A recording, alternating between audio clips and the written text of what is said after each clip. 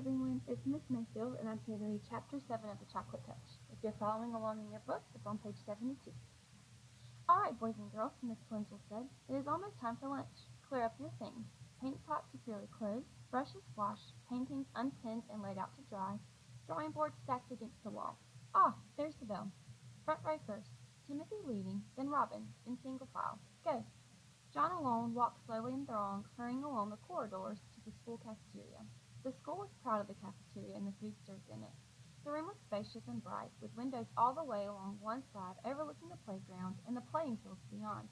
The opposite side was wholly taking up the shiny silver service counter. Several boys and girls were already settled at tables by the time John took his place in the line. Enviously, John noticed a boy at a nearby table sucked at straws dipped in a milk bottle that was dull with froth. John could imagine the refreshing taste of cold, creamy milk. At another table, a group of girls were eating fat red cherries. John could almost feel the firm fruit on his tongue and the pleasure of biting through the tart, juicy pulp. The cherries must taste good. They must be thirst-quenching. John unhappily took a tray from the pile and slid it along the rails in front of the top of the counter. He put a paper napkin, a glass, and a gleaming spoon, a knife and a fork on the tray. It seemed hardly worth the while, but he felt that he might as well try the food and drink. Perhaps if I eat a different way, without letting anything touch my lips, he muttered, my lunch will all change to chocolate. He was not very hopeful. What? Asked the boy standing next to him. Nothing, John said. I thought I heard you say something about chocolate, the boy said. I hope this is the day for chocolate cream pie, he added. That'd be super. On chocolate cream pie days of the past, John had been known to skip the main course so that he might spend all his lunch money on dessert. The thought of 4 pieces of chocolate cream pie now suddenly made his stomach feel as though he were on a roller coaster, an uneasy, easy, flibberty-gibberty sensation.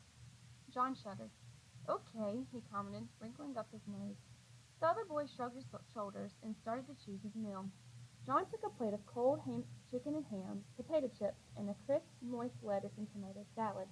The white of the chicken, the pink of the ham, the gold of the potatoes, the pale green of the lettuce, and the red of the tomato looked delicious. He also took a half a pint of milk, a thick crusted whole wheat roll, and a cool pat of butter, a tumbler of water with ice cubes clinking against the glass, and a dish of fresh fruit, slices of orange and grapefruit, and banana and grapes. John's tray was loaded with just the sort of meal his mother was always trying to persuade him to eat. Until today, John had always thought it was pretty dull to eat sensible things when there were sweeter food and drink to be had. Today, however, the sensible things looked the most appetizing, and his mouth began to water in its new sticky way. John paid for the lunch with the money his mother had given him, went to an empty table, and sat down. His finger trembling slightly with eagerness, he cut a slice of lettuce. His fork went through the leaves with a promising crunch. He stuck the prongs of the fork into a mouth-sized piece of lettuce and carefully inserted it into his mouth. The lettuce didn't touch his wide-stripped lips.